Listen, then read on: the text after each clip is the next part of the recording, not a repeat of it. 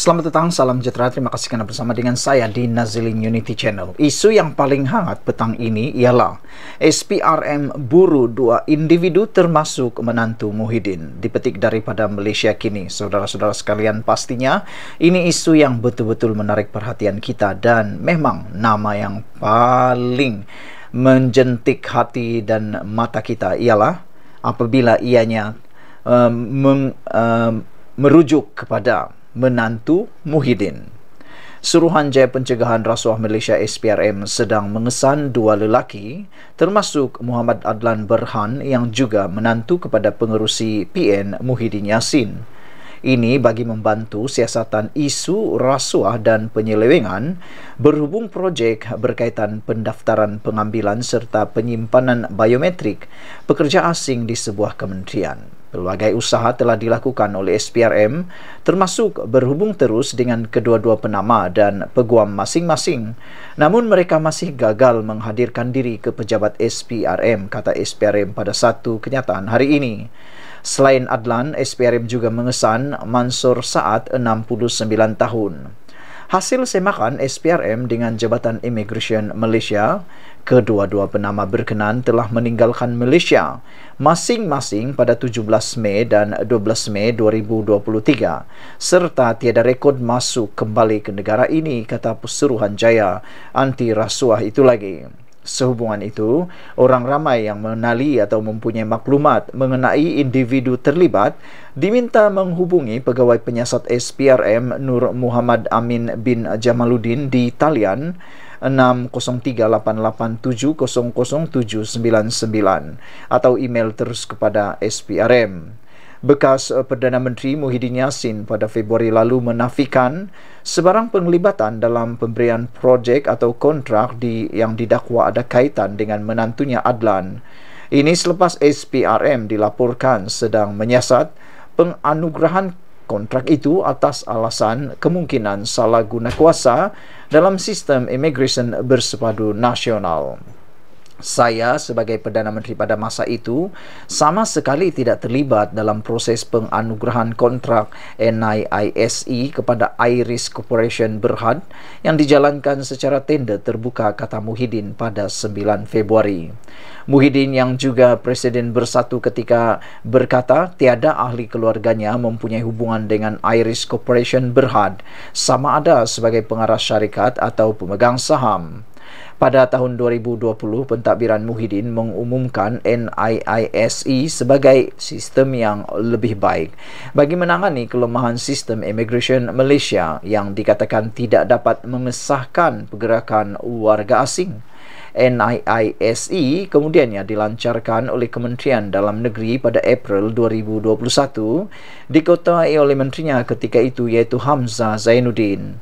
Dia berkata sistem immigration sedia ada perlu diganti dengan sistem immigration yang lebih canggih, bersepadu dan holistik yang dilengkapi teknologi terkini seperti kepintaran buatan, internet semua perkara dan analisis data raya. Hamzah berkata Irish Information Technology Systems Sdn Berhad akan membangunkan NIISE bersama KDN dan badan bebas lain menjelang 2024. Terdahulu, media tempatan melaporkan Adlan ialah pemain utama dalam konsesi NIISE bernilai RM1.2 bilion melalui pautan dalam salah satu pendahulu projek itu, penyedia penyelesaian keselamatan S5 Holdings Inc. Bagaimanapun, pengarah urusan kumpulan S5 Said Muhammad Hafiz Jamalul Lail menafikan pada 2021 bahawa tiada rakannya dalam politik termasuk Adlan yang terlibat dalam syarikat itu. Saudara-saudara sekalian, yang menariknya tentang isu kali ini ialah apabila menyebut tentang Muhyiddin Yassin, iaitu menantu beliau yang kini diburu oleh SPRM. Dan yang lebih menarik lagi ialah hasil semakan SPRM dengan Jabatan Immigration Malaysia, kedua-dua penama yang telah disebutkan di dalam laporan sebentar tadi telah meninggalkan Malaysia masing-masing pada 17 Mei dan 21 Mei 2023 dan menariknya mereka tiada rekod masuk kembali ke negara ini. Adakah mereka melarikan diri? Kita pun tak tahu. Sekian dulu untuk kali ini. Jangan lupa tinggalkan komen Anda. Bye-bye. Hore, hore, hore, hore. Itu kata-kata daripada netizen, para penyokong Perikatan Nasional, bukan Perikatan Nasional, para penyokong Pakatan Harapan Barisan Nasional mula bersorak-sorai kerana dikabarkan setelah seminggu kempen berjalan, kedudukan setakat ini 4-2. Bukan 3 sama, bukan 6-0, bukan 5-1, tapi 4-2. Apa ceritanya? Siapa negeri 4 itu dan siapa negeri 2 itu? Dan siapa yang kalah, siapa yang menang? Ikuti terus ulasan kali ini dipetik daripada sabudin.com. Macam mana PRN 12 Ogos ini? Berapa negeri PH boleh menang dan berapa lagi negeri pula PN akan menang? Sejak 2-3 hari lalu, kemana saja saya pergi dan terjumpa dengan kawan-kawan, inilah antara soalan yang paling kerap mereka tanyakan. Mereka yang menghubungi saya melalui telefon atau menghantar pesanan tulisan, itulah juga selalunya pertanyaan mereka. Untuk itu, sesuai dengan tempo kempen PRN 6 negeri, sudah berjalan kira-kira seminggu sejak penamaan calon pada 29 Julai lalu, saya dengan langkah pro bono mengambil peluang untuk menghubungi beberapa kenalan di negeri-negeri berkenan. Sementara di Selangor dan Negeri Sembilan, saya sendiri 2-3 kali turun padang membuat tinjauan. Secara kasar, setelah seminggu kempen berjalan, dapatan yang diperoleh menunjukkan PH masih mendahului di Pulau Pinang, Selangor dan Negeri Sembilan. Di ketiga-tiga negeri berkenan, PH diyakini mampu mengekalkan pemerintahannya, walaupun majoriti kerusi yang diperoleh dijangka akan berkurangan. Rata-rata mereka yang ditemui dan ditanya boleh dikata berpuas hati dengan pemerintahan PH selama ini dan tiada isu yang mengguris hati atau boleh menyebabkan mereka marah. Lalu, terdetik keinginan menukar kerajaan kepada PN. Dalam pemahaman mereka, kegairahan PN untuk menang hanya semata-mata kerana ingin melonjakkan lagi kekuasaan, kerakusan terhadap kuasa, sama ada untuk menjadikannya sebagai landasan menjatuhkan kerajaan selepas ini atau untuk mendepani PRU 16 akan datang. Dengan itu, PH lebih menjadi pilihan pengundi untuk meneruskan khidmat kepada rakyat. Tambahan lagi, prestasi kerajaan perpaduan di peringkat pusat yang memuaskan dan kedudukannya yang selari dengan kerajaan negeri turut merupakan perkiraan yang banyak melekat dalam hati. Dalam masa yang sama, isu calon kitar semula, penguasaan calon Kem Azmin Ali yang terlalu menonjol dan percikan perbelahan dalaman antara PAS dan Gerakan berkaitan pencalonan Presiden Gerakan Dominic Lau diletakkan bertanding di kawasan Melayu di Pulau Pinang adalah antara hambatan utama yang menipiskan lagi peluang PN di Selangor. Buat Negeri Sembilan, masalah utama PN ialah mereka dilihat tidak menampilkan pemimpin yang benar-benar ada merit bertanding berbanding PH dan BN untuk menerajui dan mengambil alih kerajaan negeri. Memang ada sedikit masalah dalaman di sana-sini di dalam PH berkaitan pemilihan calon dan terkait hubungannya dengan BN, khususnya dalam pembahagian kerusi, tetapi ia tidak sampai menggugat jumlah perolehan kerusi yang dijangka dimenangi. Meskipun UMNO bertanding lebih banyak kerusi dan berkemungkinan PH, khususnya PKR dan Amanah, bakal tewas 1-2 kerusi disebabkan masalah dalaman tadi, bagaimanapun adalah dijangkakan kerusi Menteri Besar akan terus dipegang oleh Amiruddin Harun.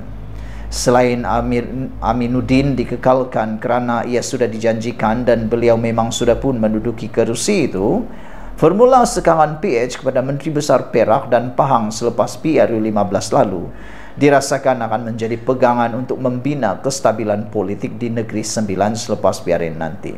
Artinya, Walaupun kerusi yang mungkin dimenangi UMNO adalah lebih, ia tidak menjadikan keterusi Menteri Besar Negeri Sembilan berpindah kepada calon parti itu. Tambahan lagi, Muhammad Hassan atau Tokmat yang bertanding kerusi DUN Rantau sudah berada dalam Kabinet Kerajaan Perpaduan di peringkat pusat sebagai Menteri Pertahanan sekarang ini. Takkan Tokmat nak jadi Menteri Besar semula. Pengerusi UMNO Negeri Sembilan, Jalaluddin alias yang bertanding di DUN Pertang dan turut dilihat berminat untuk kerusi Menteri Besar, rasa-rasanya cukuplah sekadar jadi exco saja. Di Pulau Pinang, di sebalik ada kemungkinan majoriti kerusi akan berkurangan, kemampuan PHBN mengekalkan atau kekal memerintah lagi tidak pernah diragukan. Bersama perbalahan PAS dan digerakkan dijangka berlarutan sehingga ke peti undi, semua ini adalah elemen yang meningkatkan lagi kemampuan PH memenangi lebih banyak kerusi. Bagi 3 negeri yang ditabir PN, meskipun ada peningkatan sokongan dan arus perubahan mula kelihatan kepada PH, tetapi yang paling berpotensi untuk bertukar kerajaan ialah Kedah. Dalam pelbagai isu melingkari Sanusi Maknur, Menteri Besar berciri pelawak dan kerjanya hanya mengata orang tanpa menampilkan tawaran untuk rakyat sebagai ketua sebuah kerajaan negeri. Keberangkalian untuk perubahan dilihat cerah sekali. Jumlah boleh menang bagi PHBN setakat ini di Kedah ialah 16 kerusi. Tetapi dengan PHBN bakal meningkatkan lagi serangan kempen mulai minggu depan. 19 hingga 20 kerusi diyakini dapat ditakluki. Sekaligus dengan jumlah itu bakal menghantar Sanusi sebagai ketua pembangkang semula di DUN Kedah selepas 12 Ogos nanti. Untuk Kelantan dan Terengganu, tidak dinafikan turut bertiup angin perubahan dan peningkatan sokongan, tetapi PN melalui kekuatan akar umbi PAS hampir pasti kekal lagi menguasai kedua-dua negeri tersebut.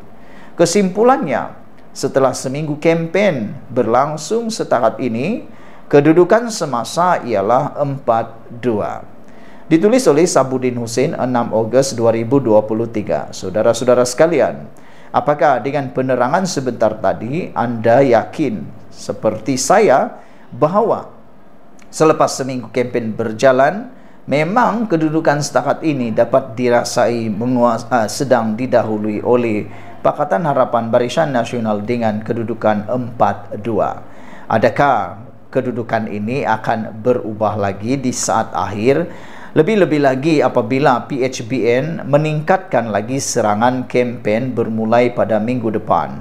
Adakah 2 buah negeri yaitu Kelantan dan Terengganu juga akan mula goyah? Terutamanya Kerajaan Terengganu, kerana Kerajaan Terengganu adalah sebuah kerajaan yang bersifat swing, pernah berubah, pernah ditakbir selain daripada PAS yang juga pernah ditakbir oleh UMNO BN. Jadi kita akan lihat nanti pada minggu depan adakah ianya tetap 4-2 ataupun seperti yang dikatakan oleh Ahmad Maslan silap-silap 6-0. Kita jumpa lagi. Malaysia kita punya, kita jaga sama-sama cintai Malaysiaku. Bye-bye.